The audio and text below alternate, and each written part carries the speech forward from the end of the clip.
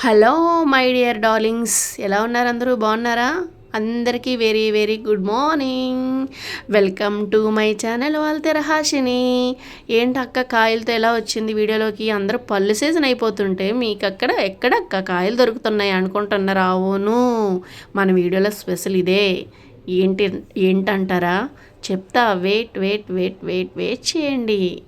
ఏదైనా సరే అక్క మీకు అంత ఈజీగా త్వరగా చెప్పదు కదా. సో మన వీడియోలోకి వెళ్ళే ముందు మాత్రం నా కోసం చిన్న సబ్స్క్రైబ్ చేయండి, లైక్ చేయండి, వీడియో షేర్ చేయండి, కామెంట్ మాత్రం పెట్టడం మర్చిపోద్ది. అక్క ఏం చేసినా మీరు కామెంట్లో చెప్పండి, ఓకేనా? సో వీడియోలోకి అయితే వెళ్ళిపోయాం. సో ఈ కలవటేరకాయలు నేను 6 మామిడికాయలు తీసుకున్నాను. 4 కేజీస్ వచ్చాయి. అవి బాగా క్లీన్ చేసుకొని అవి నేను 1 అవర్ ఎండలో పెట్టాను. సో ఆవకాయ విధానం ఎలా, తీపావకాయ విధానం ఎలా అనేది అమ్మమ్మ నాకు ఎలా చెప్పిందో మీకు అలాగే నేనైతే నేర్పిస్తాను. తెలియలేని వాళ్ళు, తెలిసిన వాళ్ళు కూడా ఉంటారు. సో అమ్మమ్మ నాకు ఇప్పుడు చూసేదాన్ని చిన్నప్పుడు చేసేటప్పుడు. ఉప్పు అండి, 4 కేజీస్కి గ్లాస్ ఉప్పు వేసుకున్నాను. చాలకపోతే తర్వాత మళ్ళీ వేసుకోవచ్చండి. నేనైతే ఉప్పు ఎక్కువ వేయను, నాకు ముందే భయం ఉప్పు ఎక్కువైపోద్దేమో అని. సో కారం అయితే గ్లాసున్నర, ఉప్పు అయితే గల్లుప్పుకి ఎండలో పెట్టుకొని వేసుకోవాలి. ఆవు పిండి అది గ్లాస్ వేసుకున్నాను. ఏదైనా గ్లాస్, కారం మాత్రం గ్లాసున్నర వేసాను 4 కేజీస్కి. మెంతులు గుప్పుడన్ని, అవి ఏంటంటే మంచి స్మెల్ వస్తుంది ఊరిన తర్వాత. సో ఇదంతా మనం ఇలా మిక్స్ చేసుకోవాలి, బాగా మిక్స్ చేసుకోవాలి. మీలో ఎంతమందికి అది కలుపుతున్నప్పుడు చెయ్యి మంట వస్తుందా ఎవరికైనా? నాకైతే మంట వస్తుందండి. సో బెల్లం అయితే 2 కేజీస్ అండి. ఇలా తురుము పెట్టేసుకొని బాగా తురుముకొని వేసుకోవాలి. 2 కేజీస్, 4 కేజీస్కి 2 కేజీస్, 1 కేజీకి 2 కేజీస్కి 1 కేజీ బెల్లం అనమాట. సో ఇలా మిక్స్ చేసుకోవాలి.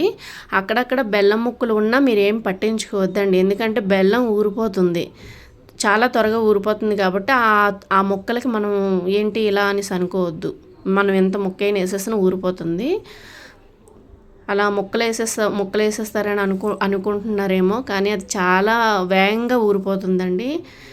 సో మామిడికాయలు మిక్స్ చేసాను నేనైతే బాగా.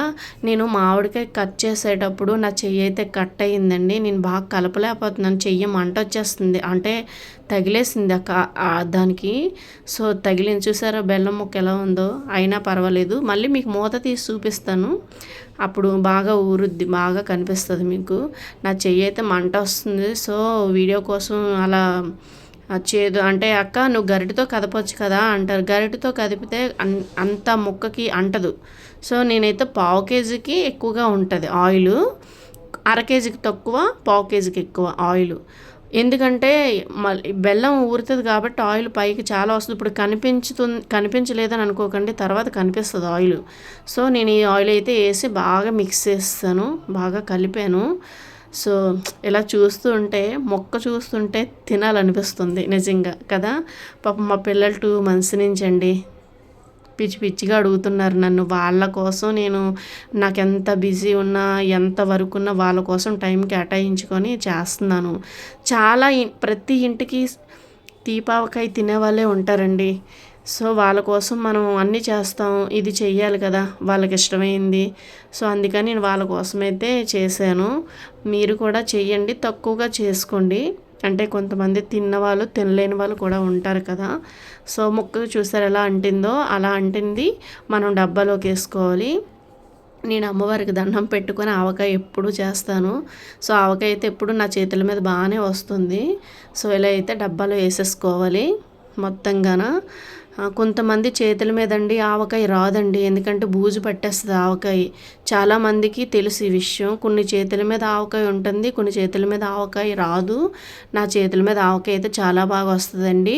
మా పుట్టింటి వాళ్ళు ఎవరైనా సరే ఏదైనా ముందు నా చేతుల మీద డబ్బులు తీసుకొని వర్క్ చేస్తారు. ఏదైనా సరే, ఏ బిజినెస్ అవనియు, వ్యవసాయం అవనియు, నా చేతులతో వరి నాటాలి అన్నీ నా చేతులతో చేస్తారు. సో నా చెయ్యి అనేది లక్ అని మా పుట్టింటి వాళ్ళు కూడా బాగా నమ్ముతారు సెంటిమెంట్గా. సో అది నా గొప్ప కాదు, వాస్తవంగా ఉన్నది చెప్తున్నాను. సో ఇలా అయితే చేసేయాలండి. చూసారా మొత్తంగా ఎలా చేసేసాను. 4 కేజీస్ అండి ఇది. ఇది దగ్గర ఊరిన తర్వాత మళ్ళీ మీకు ఆ రోజు ఓపెన్ చేసిన రోజు అయితే మీకు నేను చూపిస్తాను. అప్పుడు చూడండి చాలా బాగుంటుంది.